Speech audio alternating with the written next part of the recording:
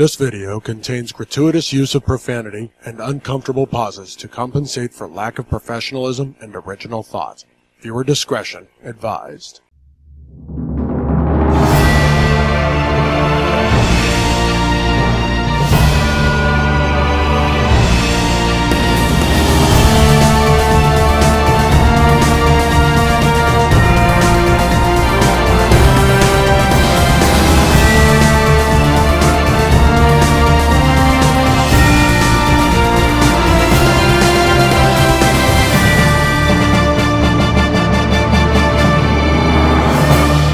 Coming to you live from the home of the two-time back-to-back national champion Georgia Bulldogs, Go Dogs. We bring you the Nerdy Manroom Show with your host, Hassel and Monster. With your Hassel? Here we're going to start calling you just your Hassel. You know what? I mean, it's been that day, Monster. So, I mean, just... I know the feeling, man. Catch your boy a little break. I know the feeling, but let's go ahead. We'll tell everybody at the end of this week's episode, we're going to be featuring a Power Rangers fan fiction. And for the record, we wanted to say up front, we don't own the rights to any of these characters. We're just making our story the way we want to. No, we don't want to piss Disney or Warner Bros. Off, so. Or Hasbro, because they got a little bit of money too.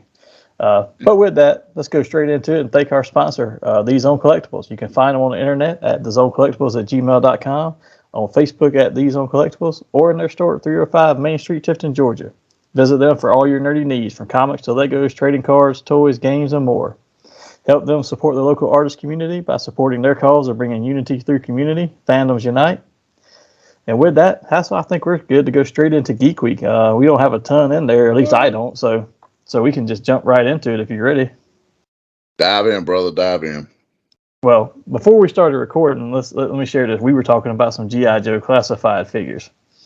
And I told you I had a really a story that you'll enjoy for those classified retro figures. So I went online, and this is part of my Geek Week, but I went online the other day and was just browsing around, and I said, hey, that retro gung-ho, the one that's sitting above your shoulder back there, was on sale on Walmart again. They had it back in stock. Well, I had a $4 coupon. And then I had another $2 from savings from shopping there, from grocery shopping. I was like, that's $6 off. I'll buy him for that because I know he's going to come in damaged and I can open him. Yeah. Purchased him. Said 3-day shipping. Fantastic. 3 days rolls around, no update. And then it says, on the 4th day, it says, your figure is delayed or your order is delayed. Okay, whatever. That's fine. Wait 2 more days just to get a cancellation notice saying this figure is no longer, or this item is no longer in stock. Ooh. I mean, I got my coupon and my $2 back that I had saved. I was like, man, I was looking for. While I had not originally planned to buy those, I was looking forward to getting that now because I got it on a cheap deal and I was going to open him. Well, see, I had to have gung ho because the retro was the closest thing to the actual gung ho. Because I was not very happy with what the classified version looked like, even though I did go in for them. I had to. I wasn't very happy with the way the classified version looked. So when that retro came out, I was like, I got to. And originally I bought 2, both damaged. And then they sent 2 more in to return, both damaged. So I kept one to open and just sent the other back because I was like, "What the hell with it." And I gave up on retros for them since then because the only ones I've even seen is Lady J and Baroness everywhere. I see them everywhere. I've seen the Lady J marked down to $12. I've seen her pretty low a couple of times, but I'm like, I don't like Lady J enough to spend $12. I mean, I bought the classified version. I did buy that. And I like that one better because you can change out the hat for the hair, and that's how she was in the show. And I like the show accuracy better. I do as well. But that's the only thing I have in toy news for this week. But I thought you would enjoy that story. And I did. Moving on for the rest of my Geek Week, dude. I have started reading the new Dark Web miniseries, the Spider-Man X-Men crossover. That's linked to Inferno, and it has Madeline and Chasm and Ben Reilly as the main villains. I've only read the first 3 parts, but honestly, it's actually been pretty good so far. I was really surprised at how interesting it was. I've seen a lot of good things online. There's a podcast on YouTube that I follow. Matter of fact, let me get the guy's name because I don't want to disparage him. But he does a really good update of comics each week. And I've kind of looked ahead because I'm someone that the spoilers don't bother me. Like a lot of people, I don't want spoilers. They don't bother me. I'm still gonna. Depends on what it It's is for me. Dope Spiel Comics. Give you a shout out here. He does a lot of stuff on YouTube, a lot of reviews, and he does some really cool stuff. So I've kind of looked ahead, and what I've seen so far looks great. He spawned me to start reading again, and I've kind of, as part of my Geek Week, I'll explain more. But I've got back into reading. And I will say there's one issue that I saw, and I don't remember if I've read all this one yet. I can't remember what. I think I have, but it's a whole issue with Spider-Man, Iceman, and Firestar together. And I was like, the nostalgia feels of that alone was pretty Please good. tell me they hit the Spider-Man and his amazing friends at some point. Oh, he says it at least once. Okay, I'm fine. Besides that, I haven't read this yet, but I've seen a couple of things about Action Comics and how they're doing Superman now, because they have actually given Superman another power upgrade, and I'm like, I don't know how you upgrade his power, but at this point, if he is not the most powerful character, and there's always that debate of can Superman beat Goku, can Superman beat One Punch Man? At this point, if he can't beat everybody with the power that they just gave him, then there is no further storytelling that can be done. So what is the new power? Because I'm so apparently he and Lex Luthor are in a fight, and I haven't read the issue yet. I've got it at home, but Lex like teleports him away with a teleporter he's built into his armor and throws him through the teleportation portal or whatever you want to call it, and turns around. And as soon as he turns around, 1 panel later, Clark is back in front of him again by a portal that he ripped open in time and space himself. And he tells Lex, and from what I've seen from the reviews I've seen of it, he tells Lex that his mind and body are actually stronger than they've ever been, that even concepts of time and space don't affect him anymore. So has he become Dr. Manhattan?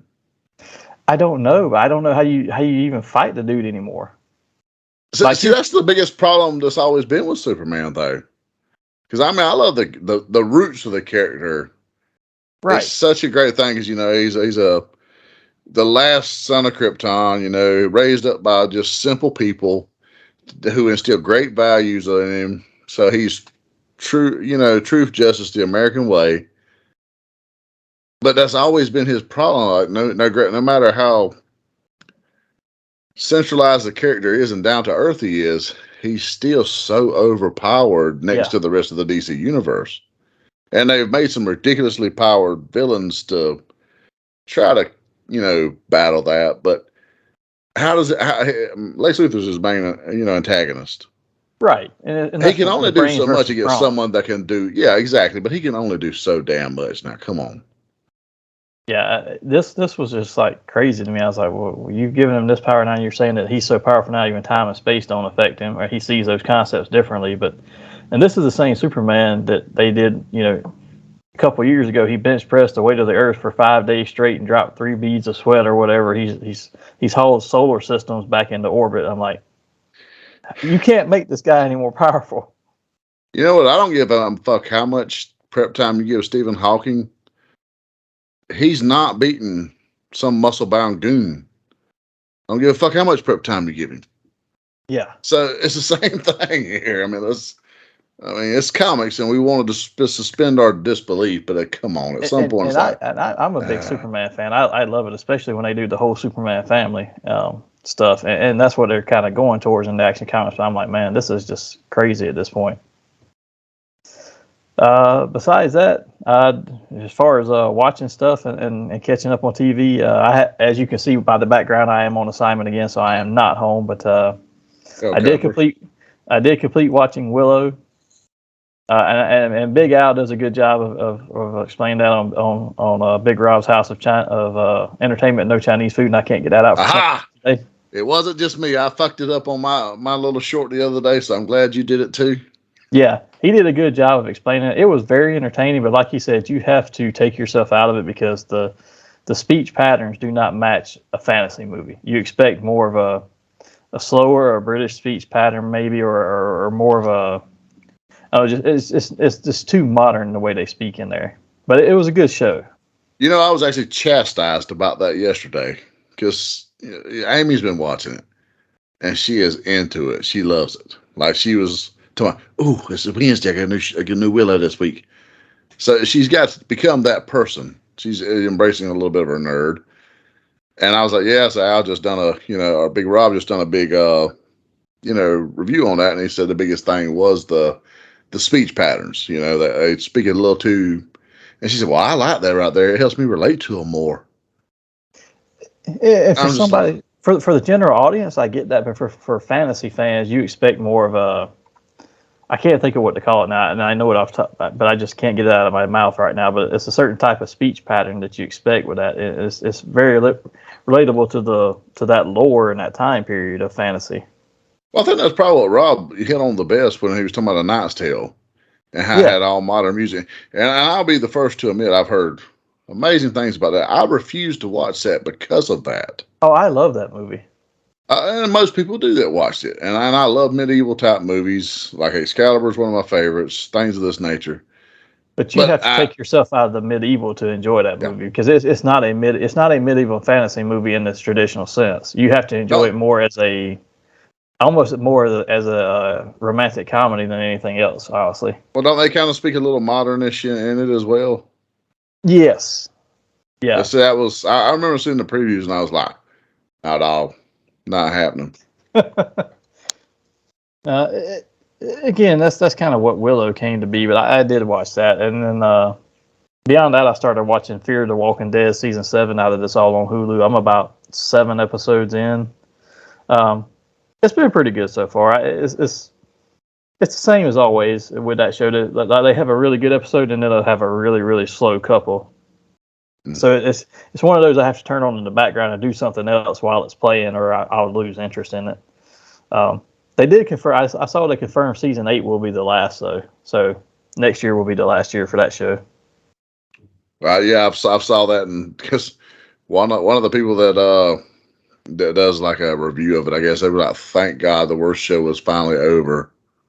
Yeah, and I see everybody saying that, a few years ago when Walking Dead and Fear the Walking Dead started, like everybody was about these zombie shows, and now it's kind of like played out. But everybody's like, well, maybe The Last of Us on HBO Max will bring that back to the forefront. I haven't watched that yet. I haven't either, but I've heard really, really great things about that. I have to. I have to wait till I get home from assignment because my kid wants to watch it with me because he likes the video game. So I'm like, well, I guess I got to wait on that one. But I will be getting to it soon.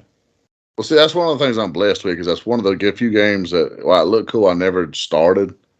So I can go into it with no, preconceived notions and just enjoy it. But I haven't seen anyone say anything negative about it yet. It's all rave reviews so far. Yeah, and yeah, I'm looking to enjoy it. I do have a couple. That's all of my Geek Week, but I do have a couple of news notes we need to cover. One of them I'm going to save till after you do your stuff because it relates very well to what we're fixing to go over for our focus topic. But I'll go ahead and cover the other two if you're good with that. Yeah, go ahead. The first one being, the passing of Jay Briscoe.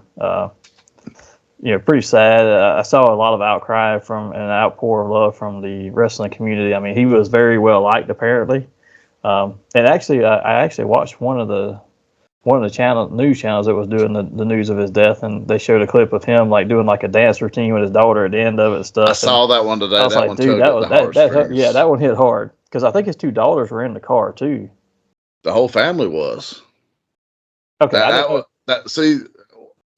Unfortunately, I kind of stereotyped a little bit because Georgia lost a player and a assistant this week. Due to a car wreck. The same. However, theirs was partying. So when I heard this, I was like, instantly, that's the first thing that hit my mind. Was, my God, that's 2 in a week. But then the reports started coming in, and I seen today. I think I was scrolling on Instagram early this morning, and his wife had made a post, a very heartfelt post, and she was like, look, he would really want you people to pray for his daughters right now. One was in good condition, but the other was stable, but, having some surgery issues. And I was like, oh, my God. And then it showed the video you were talking about with the dance routine because apparently they were in a cheer. And then there was another picture of, like, the 2 girls in cheer outfits in the back and then him and his wife there. And I was like, It just made it, you know what I'm saying? You realize that these are people, they're families, you know, they don't just do that. You see the pictures of him, and he's like one of the most intimidating looking humans with that long beard and all the tattoos and the hair propped up the way it is. But then you see him doing that dance routine with his daughter, and you're like, man, that's just a straight up good dad type person right there. It's like you two could put vastly different people, but it's the same person. Yeah, because character wise, you look at him and he looks like people from our hometown would call the cotton mill. Yeah. You know, that rough area of town there. He had that cotton mill vibe to him, and then, you know, he's been on the wrong side of the tracks a few times. If you look at some of those pictures. Yeah, but man, our hearts go out to him, prayers, and yeah, we wish y'all guys the best. Yeah, and sticking with wrestling news, the Vince drama just continues. It gets worse. He's got 2 or 3 lawsuits against him now. The biggest one being that he changed the bylaws of the company as soon as he came back on January 17th. He changed the bylaws, and now the company can only be sold when he approves it. Yep. No matter what, they couldn't even kick him out of there right now and sell it. It's just crazy. Well, the two chair people that stepped down, because they pretty well knew. One of them led the investigation, and one of them was very adamant about not wanting Vince back.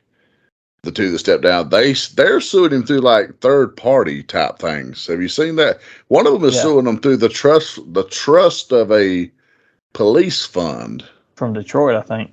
Yeah, it was like they own shares or whatever. Yeah, but somehow it went through the police fund trust, so they loopholed it that way, and like it's just to get nasty, dude. It is, and we can speculate all day long about what's really going to happen. Part of me honestly thinks he came back to sell it somehow to an investment firm that he owned, or sell it back to himself to get sole control back again. Because I don't see him just selling it to anybody at all. Not while he's living. Nick Khan, he went on some Click. It wasn't Click This with Kevin Nash, but it was Click Something podcast, and he was like, I think the time's right and Vince is ready to sell. But that's just to drum up interest and get people to think, oh shit, Vince is really ready to sell. But what is Vince going to do? I mean, Jim Cornette has said this a few times on his, and he knows the man. He spent years with him during the meat of the real new generation to attitude era. Yeah. What is it? This isn't a man that sits around the house and plays fucking video games. He doesn't have hobbies. This is it. That's his life. He probably spent his entire 6 months away or however long it was plotting this. Oh, they said he was giving letters to him about his intent to come back as early as like November. It's rumored that apparently, because Stephanie had stepped away before, and it was because her and he were button heads.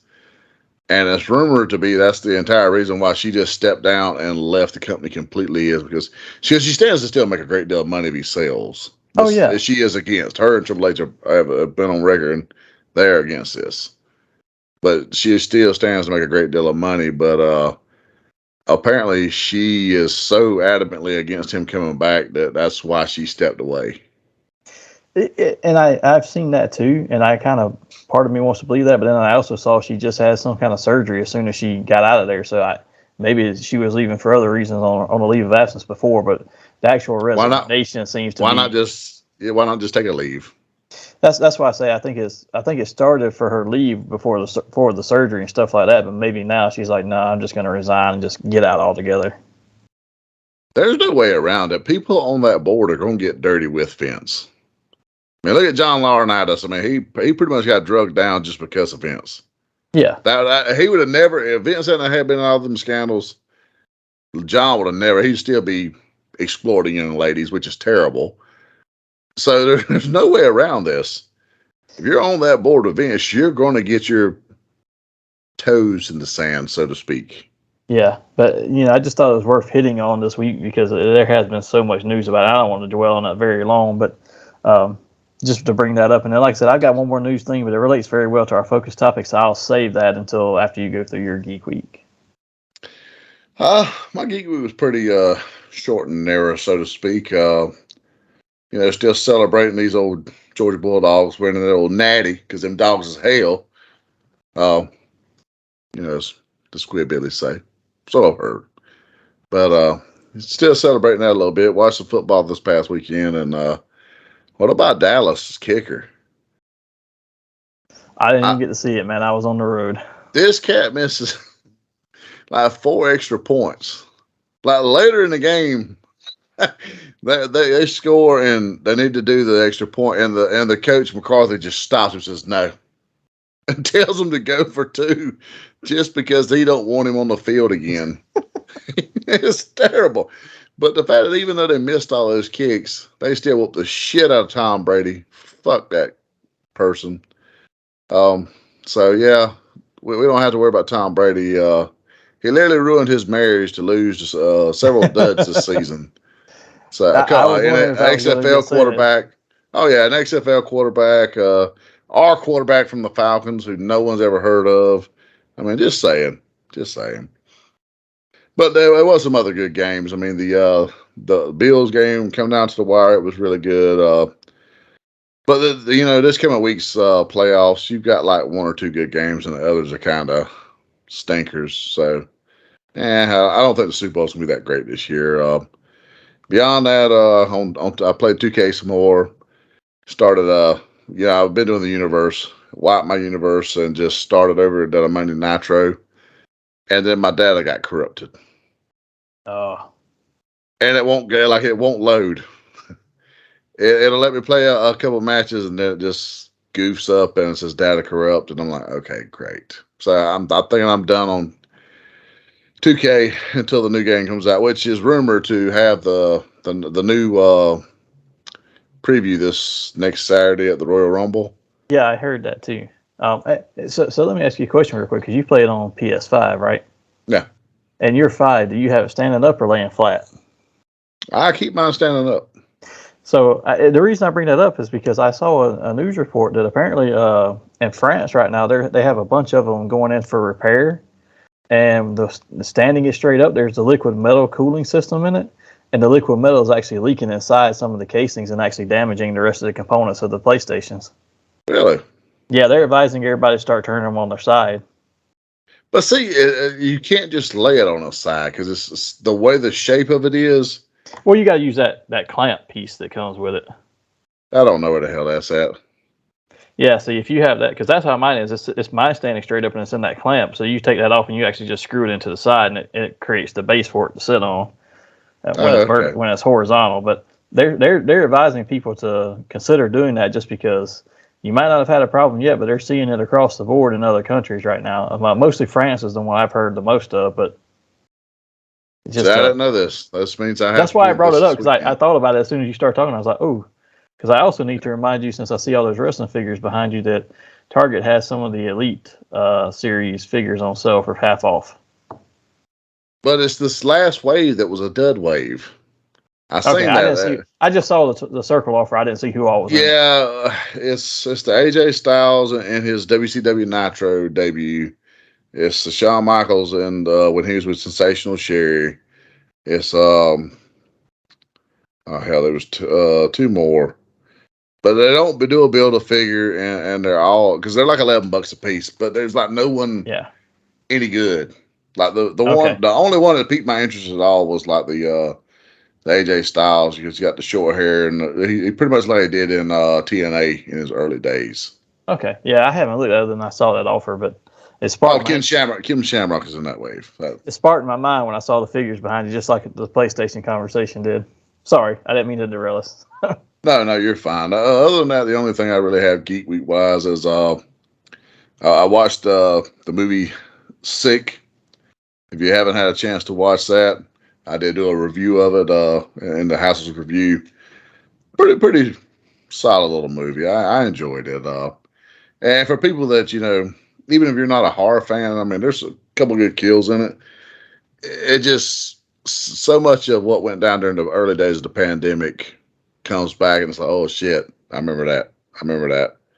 But I do it in an entertaining manner. So I mean, it's like I said, watch the movie. It's pretty cool. It's on Peacock Network.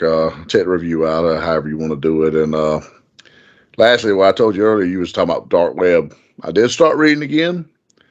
I have read up the Ben Riley with Beyond Corporation. I'm through with that. And I have read up the Ben Riley with Beyond Corporation. I'm through with that. And for people that, even if you're not a horror fan, I mean, there's a couple good kills in it. It just, so much of what went down during the early days of the pandemic comes back, and it's like, oh shit, I remember that. And I gotta say, Peter was a dick. There's no way around it. This man just wanted memories. They're his too, damn it. He may be some genetic clone. However, to him, it's real. He's like that guy. It's real to me, damn it. Yeah, Peter could have gone about it better, but saying that machinery that they gave him that was only going to wipe Peter's mind completely you know what? Was not the way to go. This man had a fractured psyche at the time. Let's be honest. I mean, it's kind of like a dementia patient. Do we hold him at fault? I mean, that's basically what it was. Yeah. He and in his mind, he thinks Peter didn't want to help him, and Peter really wasn't. I mean, he said, "Yeah, we can do something else," but was he really?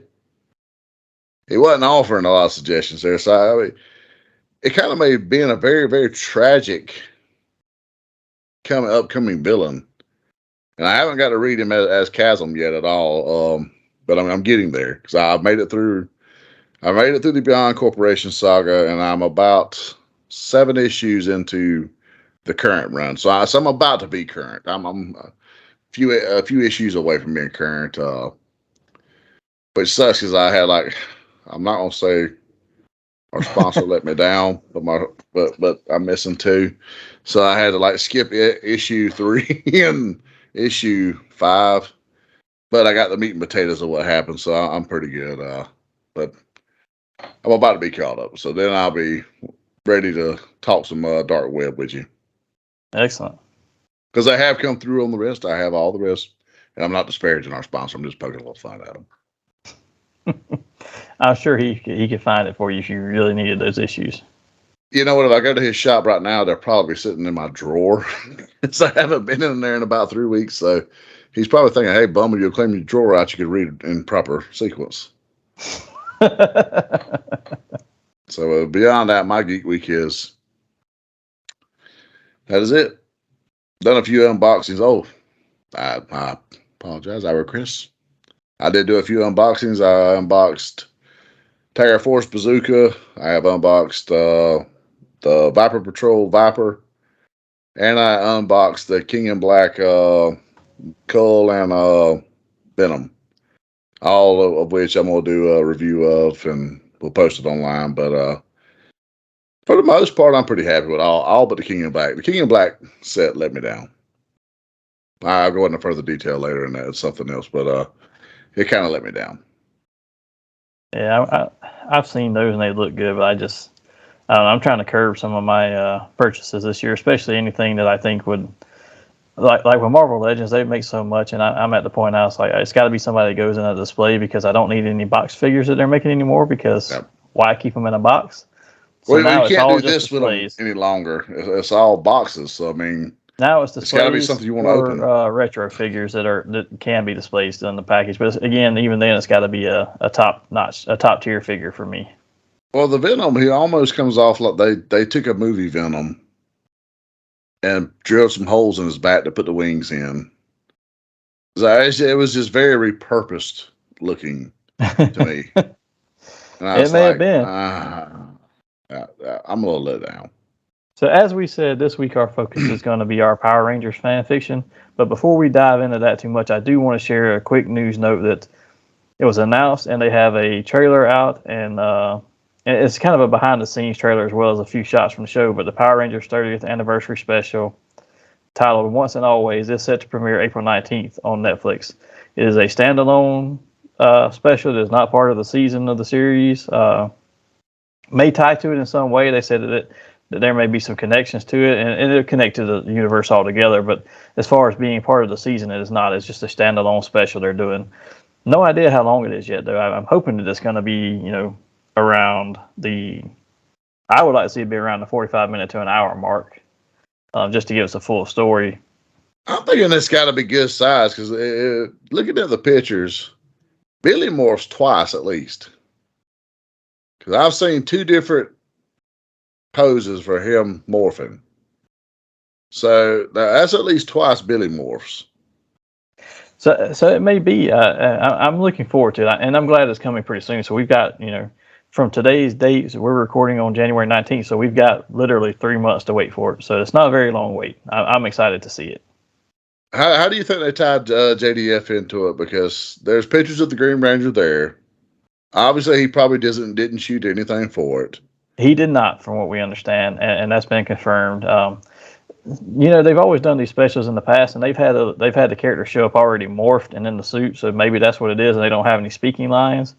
Or, we've talked about the fact that you have two other of Mighty Morphin Rangers in the show that they never show morphing in there. They just show them in uniforms, like for SPA, Adam. which would be a lead up to the SPD series that they did, where they were Power Rangers SPD and they were the police force. So. Mm-hmm. He and Aisha are in those uniforms, but they never showed them morph. So do they morph with a different power? Do they not morph at all? Does one of them take over as the Green Ranger? Maybe they have master morphers. Could be. We'll have to wait to see, but I am very excited to see it because everything. Did you notice what morphers they were using on the show? They're not the old school toy morphers. It's actually the legacy morphers. Yeah, and that's what they used last time when they made the master morphers and stuff. Is they used those and modified them. They look great. I mean, I will say that's probably the best looking morphers I've seen, show wise. Because, in the past, it was the same thing we had as kids growing up. It was very Velcroed coins and all that. But yeah, it looks like it's going to be a big month for them because they announced a bunch of figures coming out and all too, and set up for pre-order. So I am expecting it to be a big event for them. I'm kind of surprised they didn't shoot for August for it, because August is the official anniversary, because there is an actual National Power Rangers Day, but they went for April 19th, which I'm not going to complain about because I like it being earlier so I can see it. What predictions do you have for it?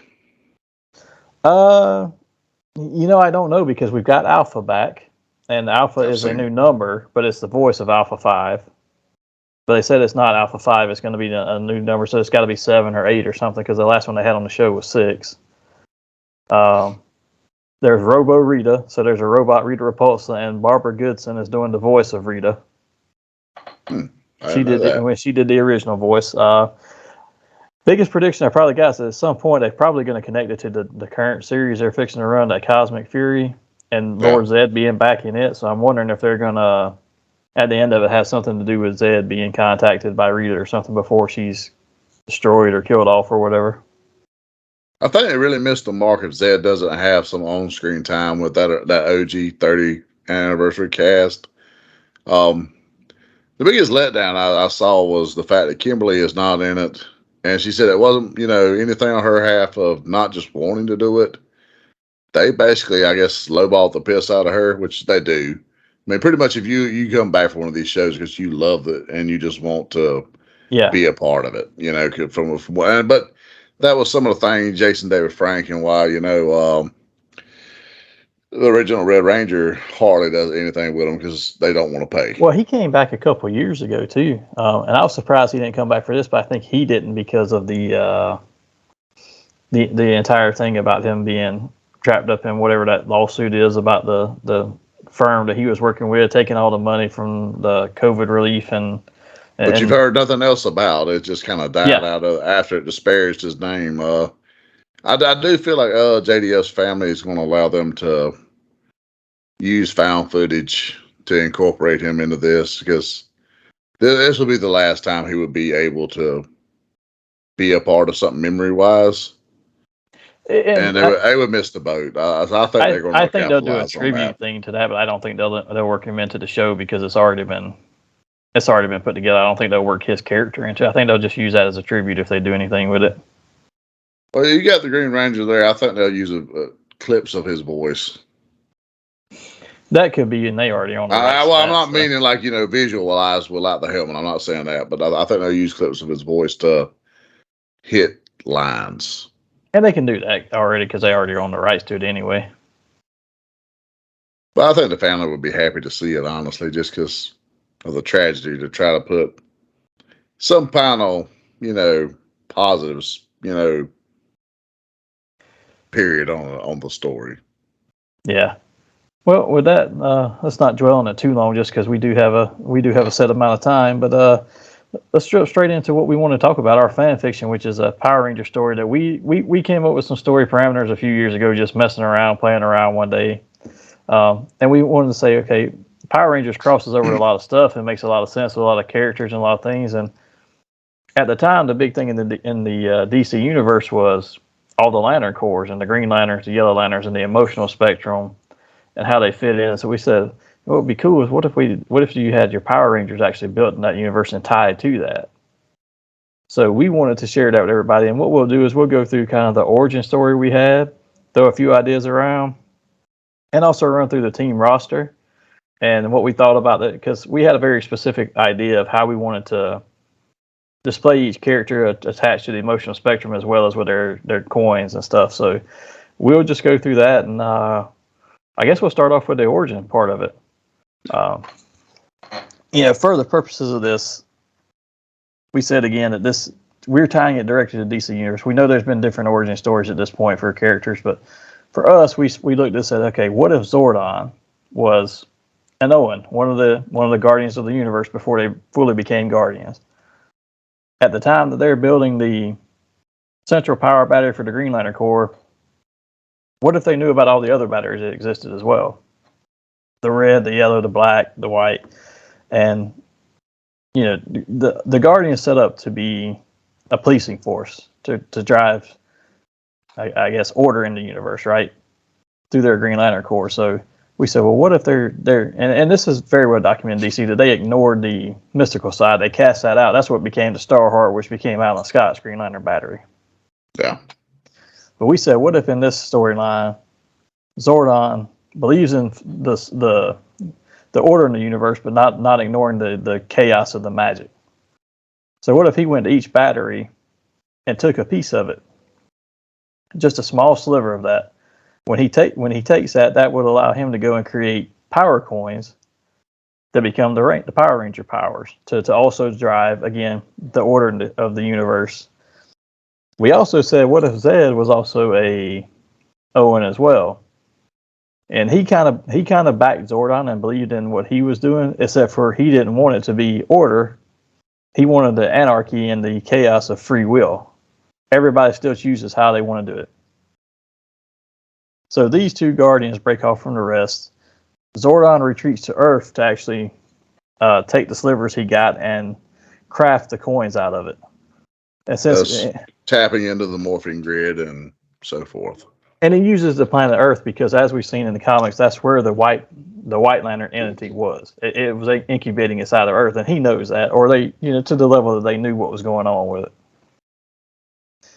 So while he's on Earth and crafting these coins, it's ancient times. Dinosaurs roamed the Earth, so he's like, well, let's fashion the coins, and we will match the animal on the coin to the emotion of that coin and what it is. And I guess we should point out, too, that since these are made out of all the batteries, the coins will not be gold. They'll be the color of whatever their spectrum is. Yeah. So he crafts these. The other Guardians find out what he's done. They come to tell him they don't agree. And since he broke away from them, they're going to punish him, but not in a manner of killing him. They're just going to trap him inside of a dimensional time warp, which is how he becomes the big, giant floating head that he is, that we all know and love. Yeah, they just become big heads with little bodies. And they placed the Alpha 5 unit there to monitor him and make sure that he doesn't leave from there, but that he's still alive and everything. Zed, on the other hand, decides, well, since you did that to my friend, I'm going to attack you. And the other Guardians actually punish him in a much harsher manner, which leads to his body being decimated, turned inside out, and that's how he becomes the main antagonist of the series. And his entire goal throughout our plot, and we didn't do a full plot line, or at least I didn't. You might have more on a hassle, but we said that Zed would go out and find like-minded individuals, all his minions from the show, to be with him in ensuing chaos and driving the anarchy. And at times he may team or fight against the other Lantern Corps as well, because if you think about it, he's got a perfect play off of them at this point. Oh, yes, and that was my thing as to why him and Zordon didn't get back together after that, was not so much their ideologies as it was Zed felt betrayed by the fact that once Zordon finds out what happens, he didn't go avenge his friend, when the whole reason he gets done this way was he was avenging Zordon, but Zordon just probably was, what happened to you, buddy? Yeah, so we said that in this story, and our thoughts in this storyline is, hey, Zed has now come back into pictures after being away for years and building his army up and building his exoskeletons to survive and all that kind of thing. So when he comes back, the Guardians don't want to have to deal with it because again, it's magic, and they feel like they don't want their core involved in it. So, and there's enough other stuff going on. The Zordon actually takes the initiative to say, okay, we have these coins. He's got Alpha on his side. Alpha is no longer the little mole keeping him in place there. Alpha works for him now. Says, let's find some humans and give them these power coins and use them to fight back against Ed. Well, while the other Guardians are not on the same page with Zordon, at the same time, they're also not opposed to him dealing with a problem so that they don't have to, and then they feel like they can deal with him later. Well, like Ganthet would always reach out to him and at least check on him and touch base to make sure he hasn't been mentally compromised. And at the same time, say, look, we can turn a blind eye to what you're doing as long as your aspirations don't get too big. And with the Guardians, if you look at their past history in the comics, you know, they're the kind that will say, okay, you do you for right now, and then I will deal with you after you get through dealing with the enemy I don't want to have to go deal with. They're kind of shady. The enemy of my enemy is my pawn. So that leads us up to the point of picking the Rangers and building our team. And since we do have the entire emotional spectrum here, and we decided to include not just the full spectrum, but also the white and the black lanterns as well, because you have to have those on either end to start your spectrum. So we'll go through it and we'll kind of explain who each Ranger is and kind of what their role is in the team. And we are using characters from the Power Rangers universe. We will share what their power coin is, and their power coin will be their Dino coin, but we also said, how does that power work? And then the Zords are, we did the Dinozords for when they first get their powers and abilities, they'll have the Dinozords. And then as they fully master them and become more adept at it later on, they would get their Thunder Zords. We didn't go past that, but well, it's kind of like what Hal Jordan, you know, in the beginning he done, you know, constructs that wasn't as complex first, and then later it's right. He can do all kind of manner of things. And you're going to see us give some different colors to some people because, first of all, not all these colors were there for the Rangers. And also we had some that we thought fit best in certain areas. And then you'll see that maybe we changed some of the Zords around to make more sense for some of them as well. But let's start with the Red Ranger. So Red Ranger, team leader for the team. That's kind of the role of the Red Ranger usually. We went with Jason. Figured Jason would be the best fit for the Red Ranger. The coin being Tyrannosaurus, and the power being, of course, the red power is anger. That's the emotional spectrum red power. To control this power, you've got to be able to control your own emotions at all times, but also be able to act with full force and fury when you need to. So you have to be able to embrace your anger when you need to, but also control it at other times. And the reason we chose Jason for this is because, as Hassel and I were talking, he was always your consummate leader. He just like most of those Boy Scout leaders. They can fight, and you can feel their anger when they fight, but at the same time, they keep a level head and tell everybody else what to do, and they have that constant control of themselves. Which was the big difference between him and Tommy in a lot of ways is he had the hot head in him. He just controlled it a lot better. Yeah, where Tommy a lot of times allowed it to get the better of him. And if you watch, at least early on. Yeah, and if you watch some of the old episodes, like the one where the rest of the Rangers are captured and like he's really mad about it, or when the Missing Green episode, I think was the name of it, when Tommy was gone, like you see him emoting very seriously angry, but he keeps it in check the entire time and doesn't just throw it out the window and lose the fight because he's fighting angry. Some of the one-on-one battles he had with Goldar and the other dimension, that there kind of really encapsulates it.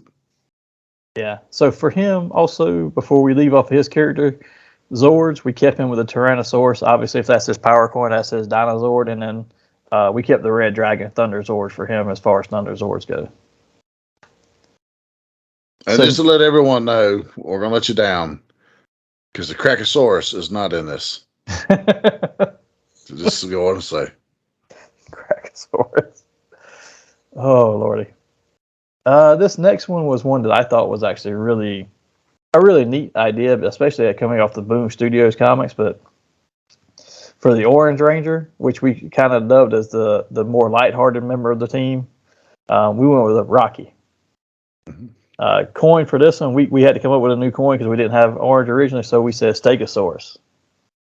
Stegosaurus! The power of orange, of course, is avarice or greed, and Stegosaurus could look like it would be a loner dinosaur, because how do you get close to it with the spikes everywhere, right? It's kind of the reason we picked it. We were trying to make some reasoning to it. We just not all of our reasoning is always sound, but we tried. That sound good on paper, anyways, people. For this power, obviously, since this is greed, you have to learn how to want good for yourself, but also when to let go of that and worry about the greater good, and leave things, sacrifice basically for the good of the others. And the reason I said this was an interesting one, because you didn't see this in the original show, because they just really didn't delve into their personal lives too much on there. But according to Steve Cardenas, who played Rocky, apparently when they were doing the casting, they actually gave full backstories to all the characters, like what was going on with them. And you've seen some of those in Boom Studios get fleshed out. But apparently Rocky was from a family of 5 or 7 kids, and he was the oldest one as a single mother, and he sacrificed a lot of his own personal stuff at times to take care of his siblings and all. It's pretty cool. I didn't know that, actually. Yeah, and apparently that was part of the backstory for the character, for the casting. So they had what's this character like before I go in there and try to be this character. But you really didn't see it in the show, but in Boom Studios, they've actually shown it a couple of times in a couple of issues about his family and him doing that stuff. So I was like, well, we were thinking about this, and this is what I was telling you a night or two ago when we were talking about, like, he fits really well with this greed, avarice or greed for the orange power, because he sacrificed a lot to take care of the rest of his family. And as one of 6 kids myself, I can tell you, you don't know sacrifice till you are one of many siblings. Yeah. So yeah, 100%. So before we move to the next one, the Zords for this character, we decided Stegosaurus for the dinosaur, obviously, because that's the coin. But for Thunderzord, we actually came up with a new one, and we went with the Chimera. Thinking about this being the greed power, all these pieces of different animals put together to create a Chimera, sounds like it would be a good fit for the power itself. I mean, it's greedy. It wants everything. Man! At least it wasn't Larfleeze. There you go. So, moving right along, we've got the Yellow Ranger up next. And we said this is going to be our member of the team who's kind of calculating, I guess is the best way to put it. We went with Trini, and we decided, hey, this is Trini's character. But in the show, she made that connection between Billy's intelligence and the rest of his athleticism and all the compassion. So we said, okay, let's make her the calculating one, and basically almost like, she's not necessarily the leader, but she could do planning and stuff for him. And just as a side note, we're not disparaging Asian people because they're calculating and planning. I never even thought about your taxes better than anyone else. That's not what monster means. Okay, you went there, and I had no inclination about any of that, but okay. Coin for the Yellow Ranger, obviously, just like we had in the show, saber-toothed tiger. The power for the Yellow Ranger would be fear, just like it is for that emotional spectrum. So how do you control this power? This is one where you have to be able to overcome your greatest fears, but instill fear in your opponent. And how cool would it actually be to see a standalone issue with Trini battling her own demons and mastering it? That's always very cool when you see them type of issues. But just with her in general, because she was such a great character, anyways. That would be a really great standalone. Think about it in the old episodes where she actually had to do that, where she was scared of heights, and they had the whole episode where she couldn't go up there where they were fighting. But then think about the fact too that her dinosaur being a saber-toothed tiger, and yes, I know that's not a dinosaur, but that is her Zord and her power coin. But the saber-toothed tiger, think about what that meant for cave people, right? It's a very scary animal to run across, especially when it's hungry, but it could also be a very loyal animal as well. Dude, you know what? A lot of times you don't put into perspective, how vicious things like, or you just like, hell, it was a big cat. Because, we have bobcats and shit like that around this area, so you just like, Watch 1923. You will have a different respect for lions and leopards. There's a couple of really great scenes in Africa where one of them's over there, and that's what he does. He hunts down these beasts, for rich people, so that to save them. and you see some stuff to where it's like, holy shit, I never thought about that. But you realize just how vicious these animals really can be to you and I. So, I mean, hey, saber-tooth tiger.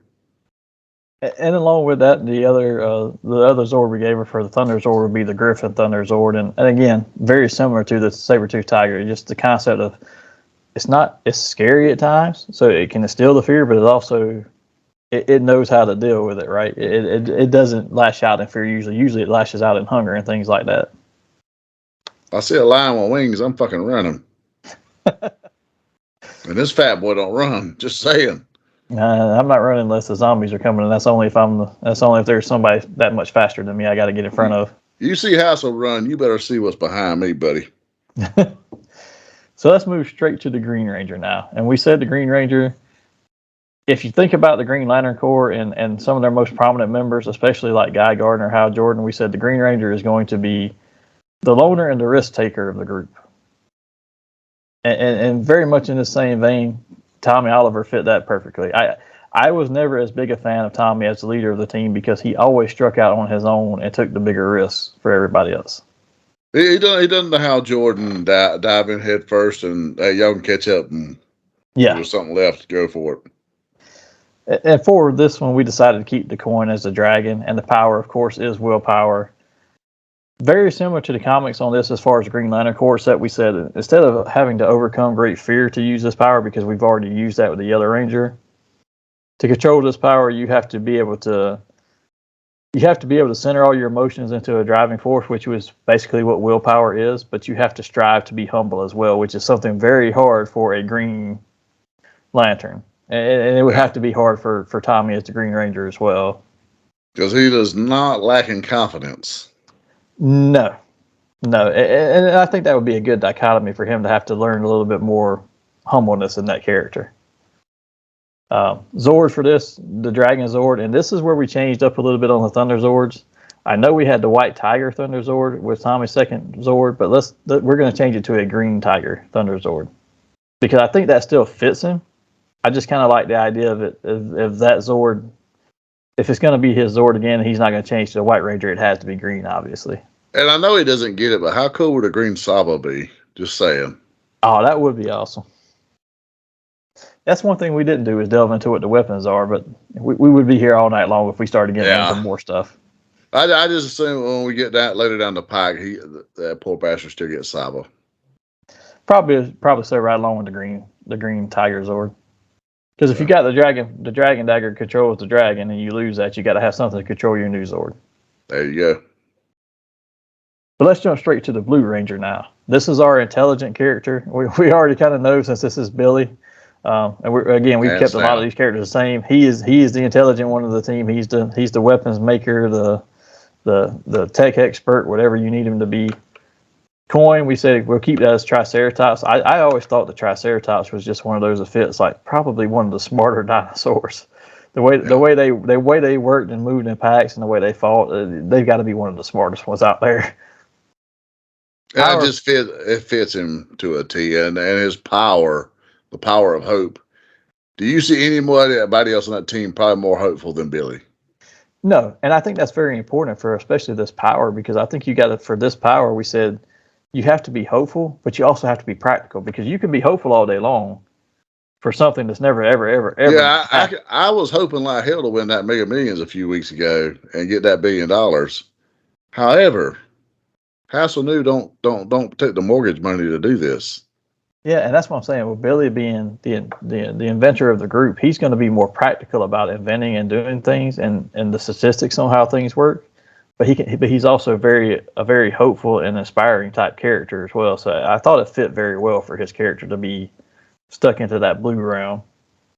Yeah, especially because the Blue Ranger himself, or Blue Lanterns, they were an assistant type lantern anyways. Right. They maximize the power of the green. So he is a complementary character all the way around. Yeah, so you have to be hopeful, but you have to be willing to act on it, and you have to be practical about it. So that's why I just thought it fit in very well. For this character, though, we do have some different Zords. We do have the Triceratops Dinosaur staying, but For the Thunder Zord, I thought this had to fit very well, and you and I agreed on this one when we talked about it. But the Sphinx, you have to have a Sphinx Zord because.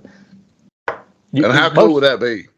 Most of the Thunder Zords are mythical characters, and the Sphinx is the one that's always asking the riddle. You got to answer their riddles. Like, okay, this has to go with the intelligent character. We can't put it anywhere else. And I really see him getting some sort of.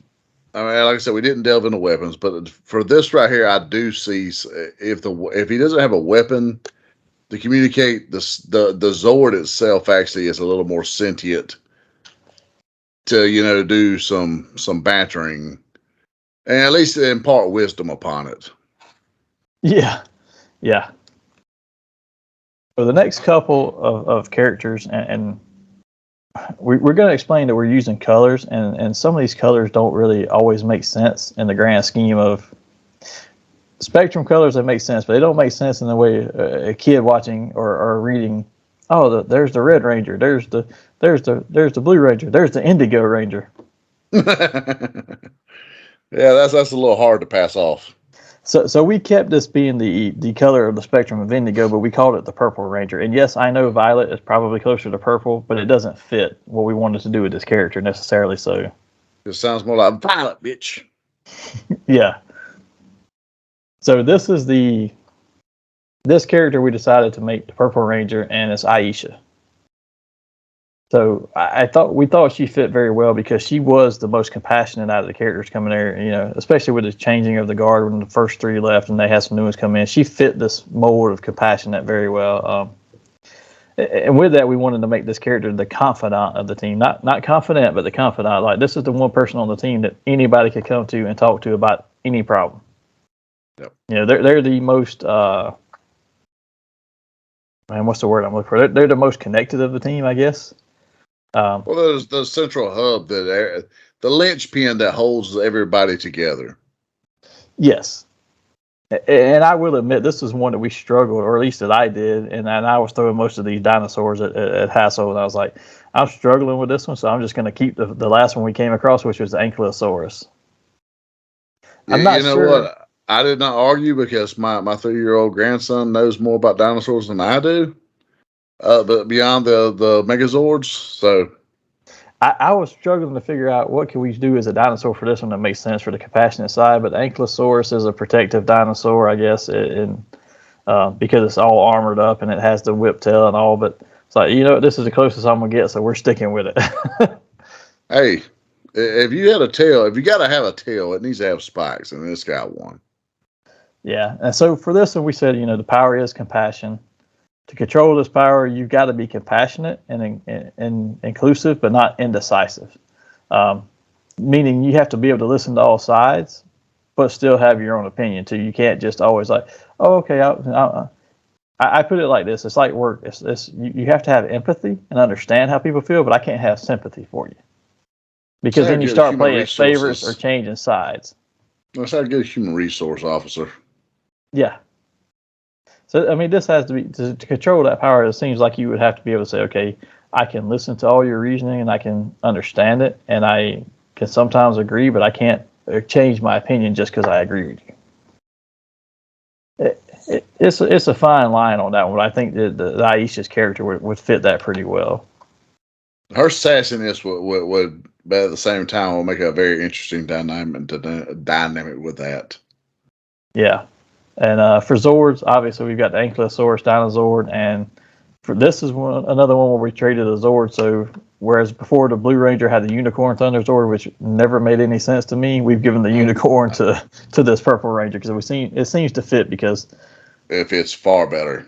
It seems to fit the power to me, not even necessarily the character as much as the power of compassion. It's like, okay, Unicorn is one of those things that you roll off with either love or compassion or feelings, and it's like, okay, it fits. Let's just roll with it.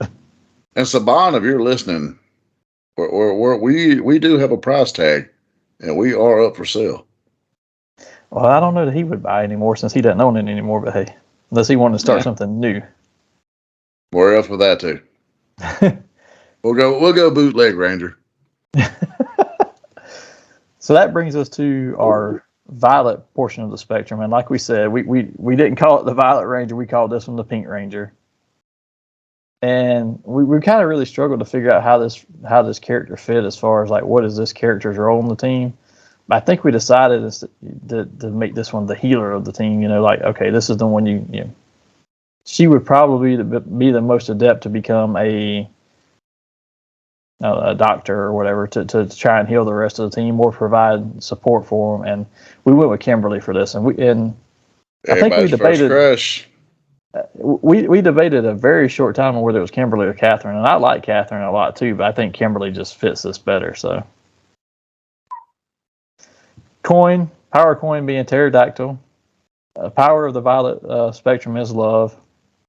But to control this power, you have to know the power of love, but not be consumed by it. One of the reasons it's the furthest out on the spectrum is because it is one of those that will actually fully consume you because you can become obsessed with things, right? When you love them, air quotation marks in there. To truly master that, everybody has that one family member that you love. However, you got that line with them. That's the mastery this character has to, do with everyone, or to not just be consumed by, the love. Yeah.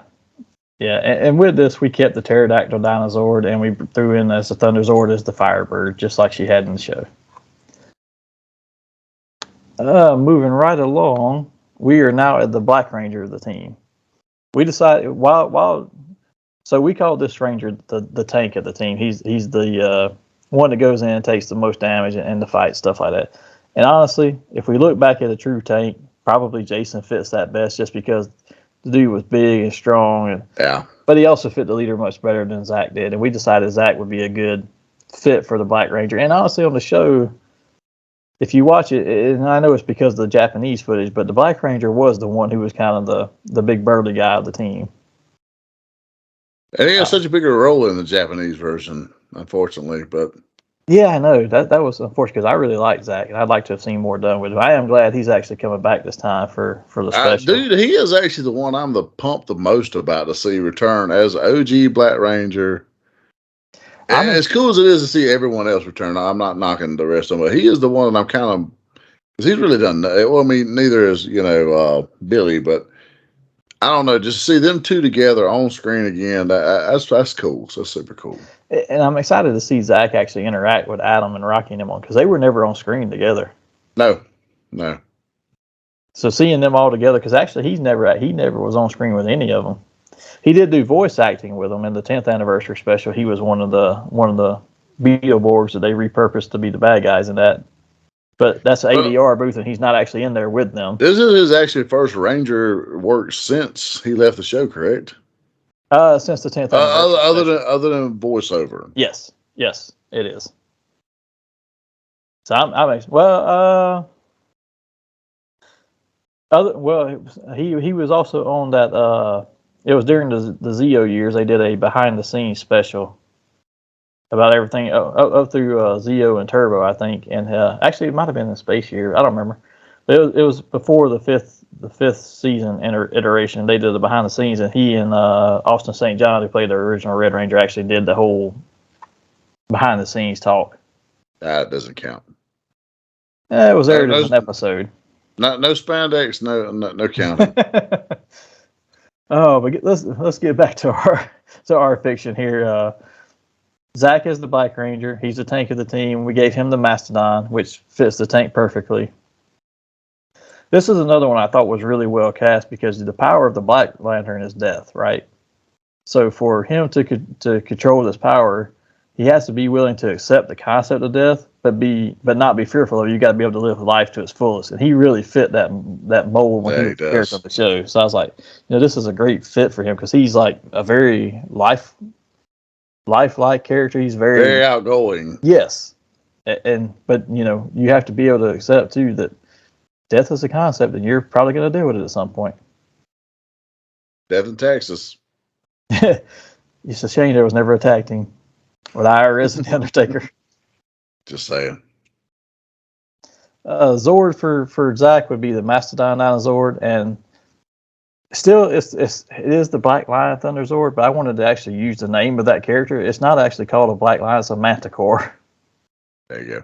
And we done you a huge favor, Zach. We did not give you a fucking frog. Poor Adam got saddled with that. You did not get the frog. You're welcome. Well, we're going to redeem Adam a little bit here because since you brought him up, we're going to move right ahead. He was the White Ranger in our concept here. And one thing we didn't discuss in this, and we probably could delve into it just a little bit before we delve into him, because we've got a little bit of time, is the characters with the shields on the chest was cool and all, but I think for the concept of this, if we did that with any of them, it might be the green one only. I'd do the White Ranger just a white suit and discard the shield piece on it. But Monster, to say a side note, and I got to do this. We didn't take into account the fact that we went full Chasing Amy with this. So Zach was the Black Ranger. Now he's the White Ranger. He's no longer a Nubian. In the words of that guy, we all secretly wants to be white. This isn't good. We did not know this, people. We just realized we went chasing Amy. Only in terms of outfits, because Adam is actually Asian. I'm just busting balls. I know. If you get a Chasing Amy reference, you got to take it. Anyone that hasn't seen that, you're doing yourself a grave disservice. That is a fantastic movie. That's probably, out of all Kevin Smith's movies, that's probably my favorite, honestly. Just don't be a fucking tracer. I actually enjoyed it more than any of the Clerks movies, if I'm being honest. It's great. It's one of the ones that's like the last few minutes sucks. It's like you can watch it up to about the 3/4 mark and just stop. I always debate whether I like that one or Mallrats best, because that's actually the two that I loved. The rest of them were like good, but I was like, those two stand out to me. Mallrats is amazing. It is. Oh, but before we get too far away from this, let's get back to Adam as the White Ranger. We said this is the balanced character, kind of the calm-centered member of the team. And part of that being his power is the power of life, which is what the White Lantern powers are. And to control this, you have to be full of life and emotion, but you have to know how to properly balance them and be level-headed at all times, right? This is one of those powers that to truly master it, you've got to master every emotion to master the white power, which is how they portrayed it as far as the Lantern Corps in the book. So we've kind of kept that same concept. To do that, you've got to be, that's why we call them the balance, where you've got to be calm and peaceful at all times, but know when to use the other emotions when they're appropriate. And he always came out that way in the show too. Like he did. He doubted himself, but he knew he had this great power within him. But at the same time, he never, he was always needing some kind of, I don't want to say reassurance, but he did have this, doubting of his own self in there. So, but at the same time, he was peaceful and not, violent. Yeah, I hate to say this because it's going to sound very Chasing Amy-ish again, but he just reminds you of watching a Shaolin monk because he did kung fu anyway. Yep.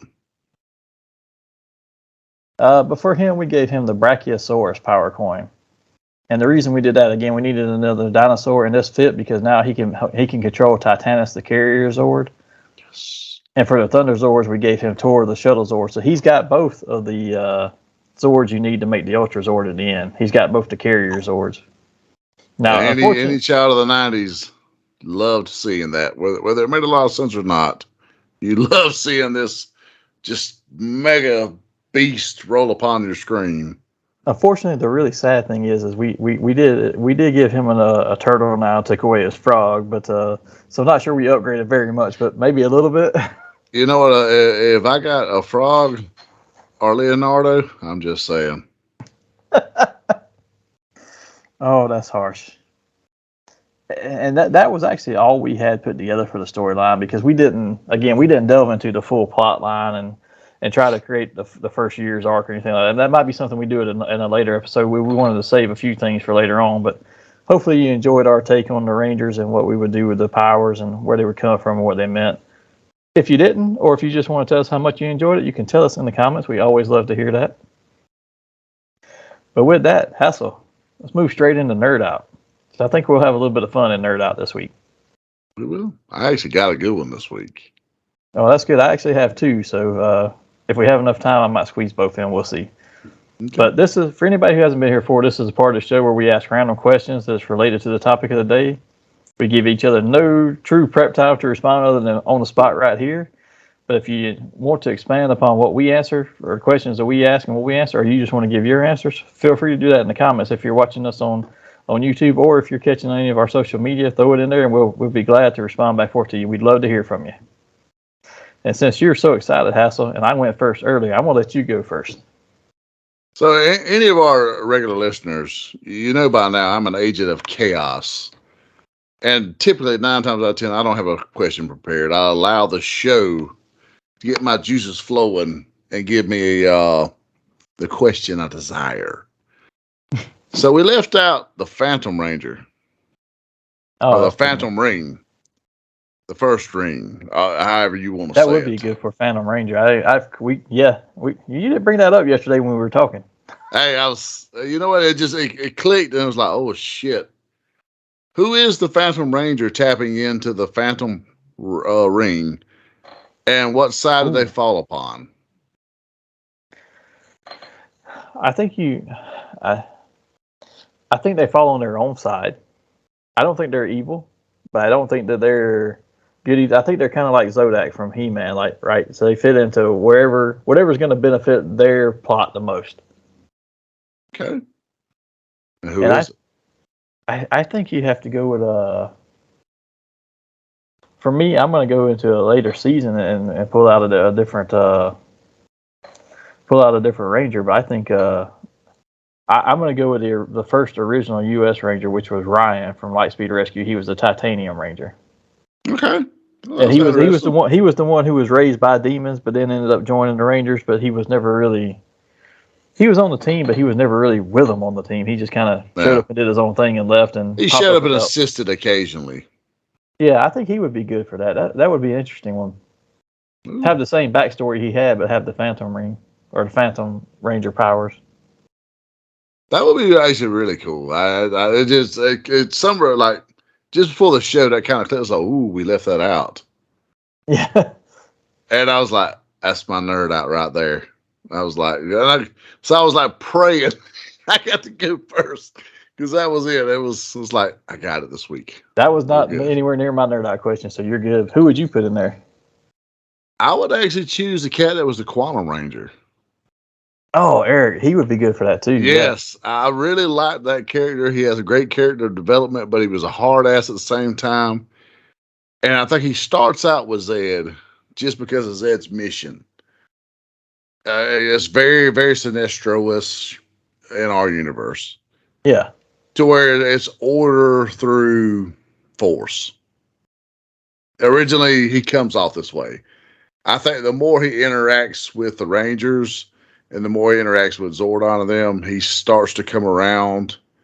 And even though he's still the Sixth Ranger-ish badass, he goes with them eventually. I actually like him better than my choice. Man, I forgot about him. You are welcome. Every now and then, Hassel pulls a nugget out. All right, so I will now give you my question, and I like I said, I have two, so I'm gonna get one in here and let's see how much time we have left after this one. But it's just thinking about all the seasons we've seen of Rangers and the powers that they've had and the different powers that they've used, and that's kind of been what our focus is we picked a different kind of power to empower them. What would you choose that you haven't seen on the show either in a long time or ever to be the next Ranger power sets? Ooh. Dude, it's kind of, I mean, we're talking 30 years. They have tapped into everything under the sun and sometimes multiple. They have, and I will say this. I think that there's been a couple instances of the one I have in mind, but for the most part, it's not been done at all, except in the Super Sentai in Japan did a full season, a full team of it about it. But I have one in mind that just has not been tapped into, really. Dude, I'd kind of like to see them revisit Zeo. Just because the Zeo crystal it's got to still exist at some point or some manner. Because it was the most powerful power, or so forth and so on. It's got to have at some point reconstructed. Well, see, it was never actually destroyed. They just abandoned that power and went to turbo. The Zeo crystal is just sitting around somewhere. If you had more power than before, go Zeo. Why would you abandon it? Apparently, the turbo powers were what they needed at the time, but it's always been said the Zeo crystal was the most powerful Ranger powers. So I would like to see Zeo revisited, and I'd almost like to see maybe Billy be the mentor of the group. Maybe Zorda, he can't tap into Zordon, or that's their mission, is to try to somehow bring Zordon back. You know, maybe tie Alpha, whatever number you want to tie into it.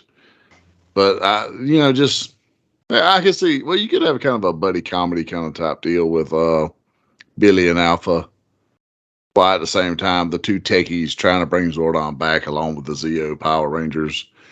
But I wouldn't battle the Cogs. I wasn't ever really big on them. Nah, I like the crystal power in them. I just always thought it was kind of the crystal just seemed to be a conduit basically for shapes and numbers for them. Yeah, that was the only thing I didn't like. But you know what? I've seen some really great fan art, and there's one guy on Instagram. God, I wish I remember his name. I never do, but I send you pictures of him all the time. Yeah, I love his stuff. I know he does some amazing artwork, and his Zeo Rangers look just fantastic. He's done some later seasons, some of the even weaker seasons. I've seen he's done some artwork for it. Oh yeah, he does a bunch. He does a realistic look for him. That's just like, wow, this looks great. It's not just spandex; it's actual armor. There you go. So what would you go with? I would like to see them do metals and ores. Yes, they did the Zeo crystal, but again, it was numbers and shapes mostly. And you've had a couple come in like a titanium ranger, and that's a metal. But we've not seen a full metal team like a steel ranger or lead being the power. Steel, lead, gemstone, something like that. A diamond or whatever. We just never seen them really delve into that. They've not used it. There is a season in Japan that actually has. And that's one of the ones, it's been in the last few years, but it's not made it to the U.S. And I'm not sure that it will now that they don't really use the Japan footage as much anymore. That's actually pretty interesting. I like that. I'm thinking like the Metal Men, right? They all have a different role because. Well, that was instantly what came to my mind was the Metal Men, but I was trying not to. We done fuck with DC enough. I was like, yeah, no, I wouldn't go full. But that may be a whole nother episode where we tie the Metal Men and the Metal Rangers together. Could be. I was just thinking that whole route there. Like when you look at the Metal Men, lead is your strong guy, and then you've got gold or whatever is your leader and stuff. So I mean, it's like why wouldn't you do just metals, precious metals, or something as a Ranger power for a season? That's just very interesting. I like it, Monster. Look at you. I have something every now and then. Look at you. Well, that's almost cool as my Phantom Ranger, but I said, you know what? We'll go with it. And since we do have a little bit of time left in Nerd Out, I'm gonna shoot my second question to you and see how that goes. So we've seen the Power Rangers crossover with Ninja Turtles. We've seen them actually face the Justice League in a comic book. We've seen them crossover, obviously, with all their other Masked Rider and Beetleborgs and all those. But what property have we not seen Power Rangers crossover with that you would actually like to see come to fruition? But what would make the most sense, but would still be really, really cool, Transformers. That would be interesting. I mean, it would be Zords that are sentient.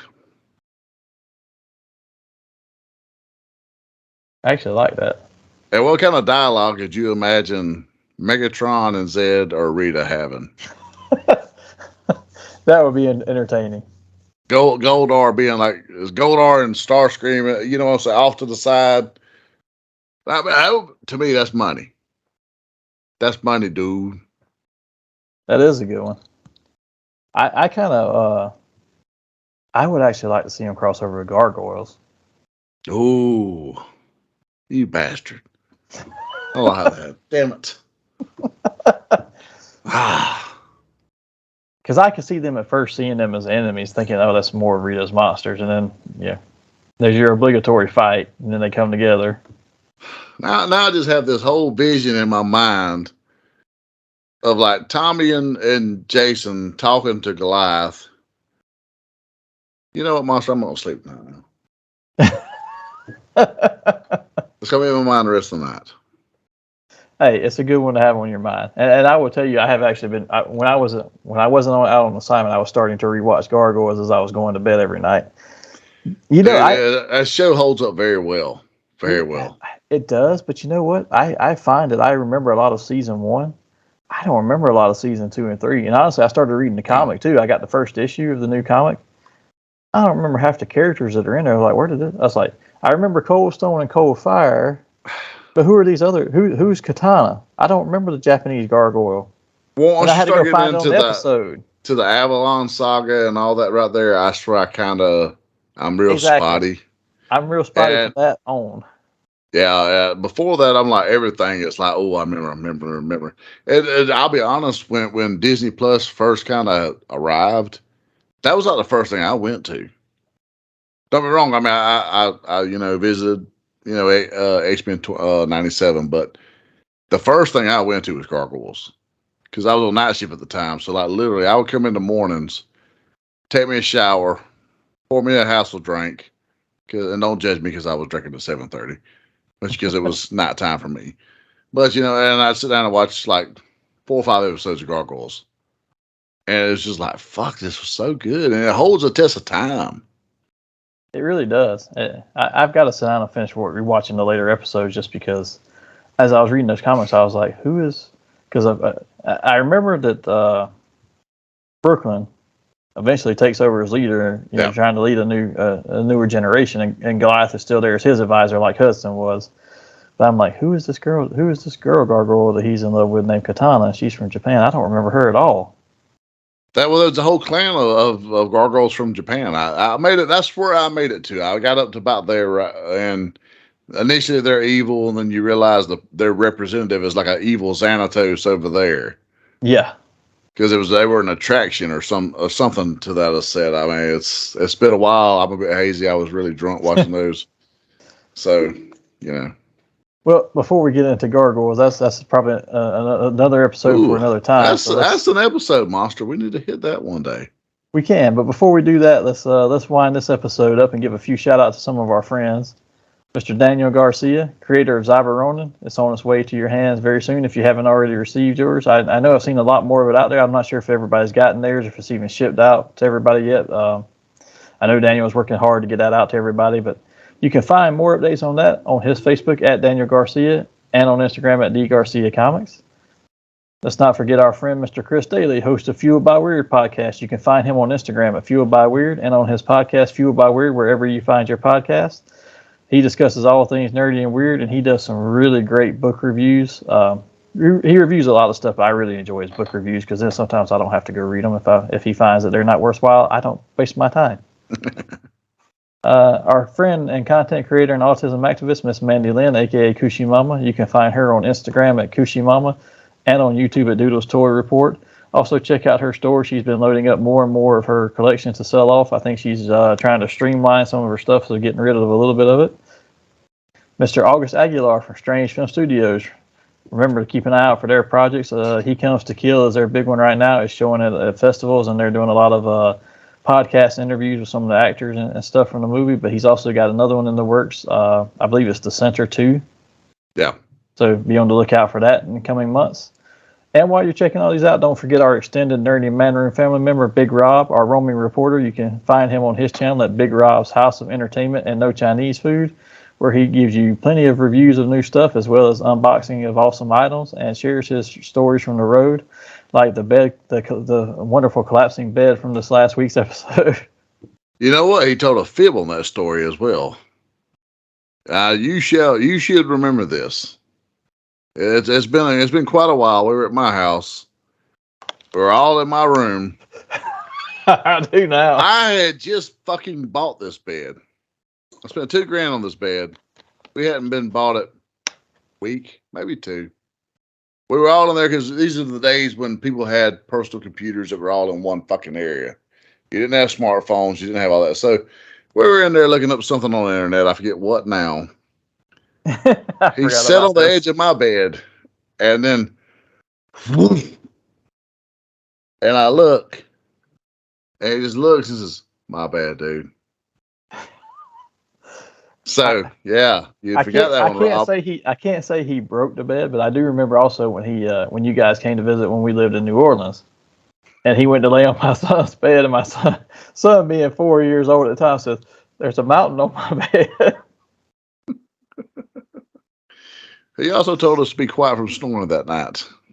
Yeah, because you were waking him up. Yeah, we're sorry.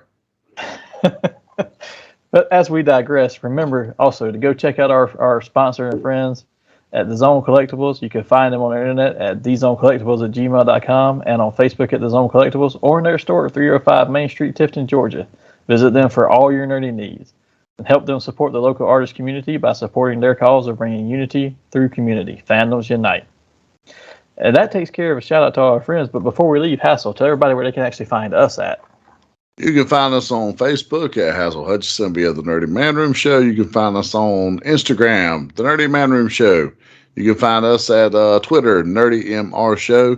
And of course, on the most important platform, you can find us on YouTube at the Nerdy Manroom Show. And soon, this episode here should be on Roku TV.